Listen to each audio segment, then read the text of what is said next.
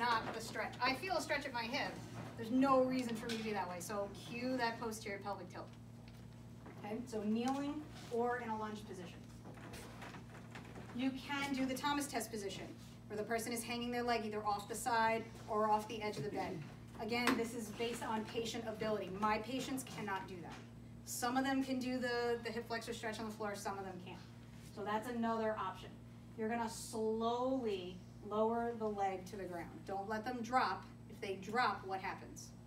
Bash their knee. They could, well, if they're on their back. Level 3. What happens?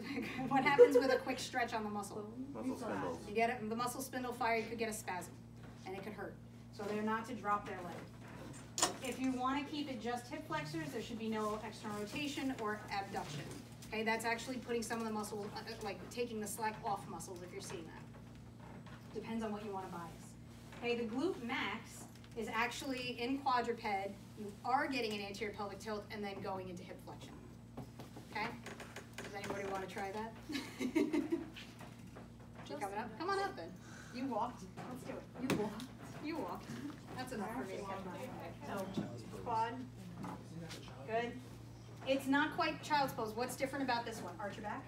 Good. Now go into hip flexion.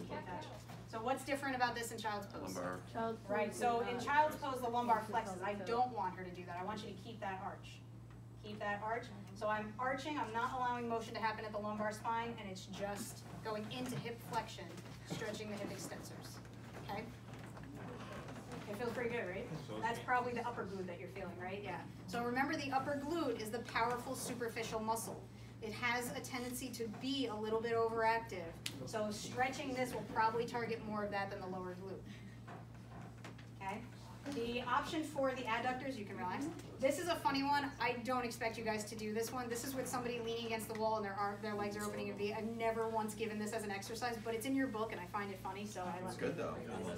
It is. Have you done it? Okay, I have not ever done it, so it's a happy baby. Definitely an option. Yeah. Oh, that's the happy baby. Yeah. Oh, And then you like extend the legs out. oh, okay. It actually feels really good. Okay, so an option. I've never done it or given it. It is. So the one that I tend to do and the one that I tend to give is the wider stance adductor. Now, not really expecting you to focus on the anterior versus the posterior adductors, but you can bias this stretch because this one, the reason I don't really do it is because what position are the hips in? Flexion. So the anterior adductors contribute to flexion. Are you going to get the anterior adductors? No. Not really. With this one, you can either do straight abduction to get all the adductors, or if I step forward, what position is my hip in? So what am I biasing? The more anterior adductors, yeah. So I'm going into abduction, biasing the anteriors. If I take a step back and go this way, now my hip is in flexion, so I'm getting a little bit more of the posterior fibers of the adductor magnus. So just be aware that when you give a stretch, how is it aligning with all the actions of the muscle, right? That's why I tend to not do this one as much, because for me, it's more the posterior fibers that I need to stretch. We're not going to ask you that, but I just want to make you aware of those differences when you give stretches. What about skater stretch? The skater stretch, is that this one?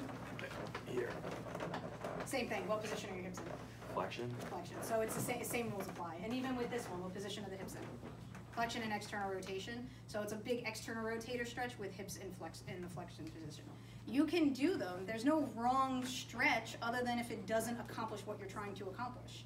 Okay, if any of the stretches with hip flexion work, then that's fine. That was their restriction. So you just have to be really careful with what you give somebody and if it's actually getting the muscles you're targeting.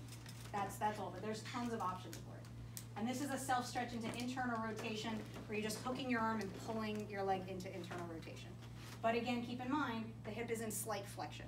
So if there's an issue with extension and internal range of motion, then you'd want to put them into more of a hip extension moment before doing the internal rotation. And that's all that I just want you to be aware of is the different positions.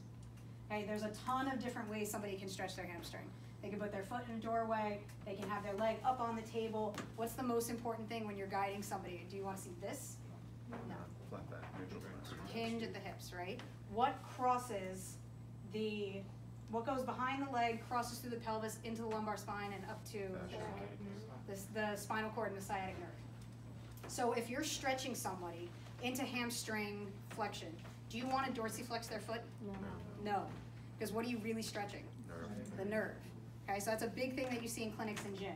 With this as well, that posterior pelvic tilt, it's first off taking stretch off the hamstring, but it's now applying a stretch up the spinal cord and you're stretching nerves. It's a good way to flare somebody up. So you have to make sure that you're stretching what you want to stretch.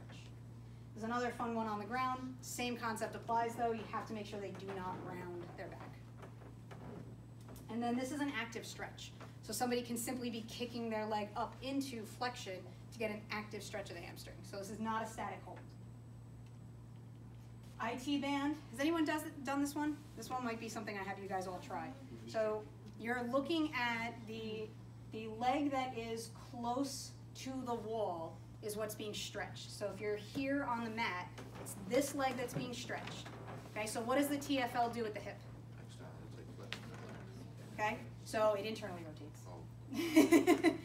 So it internally rotates, flexes, and abducts. So it does something like that. So I do the opposite. I'm now in hip extension, externally rotated, and if I lean, I have to keep my pelvis forward. If I lean, I'm now putting it into adduction.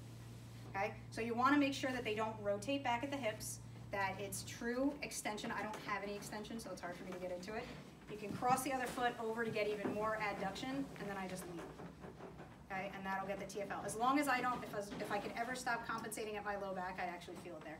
But if they're doing it correctly, they'll feel the stretch in the TFL. Okay, just keep in mind, it's the leg that's closest that's being stretched, not the outer leg. The other option to the IT and TFL really is lying on your side, but doing the same thing. External rotation, dropping it into adduction and extension. So those are the stretches you can give your patients. Piriformis, different options. Remember that it does change based on the position of the hip. So you can have seated, you can have, I feel like they call this pigeon.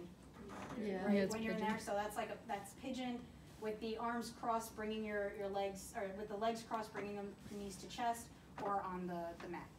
Okay, all different options just depending on what you're trying to do and what works best for your patients.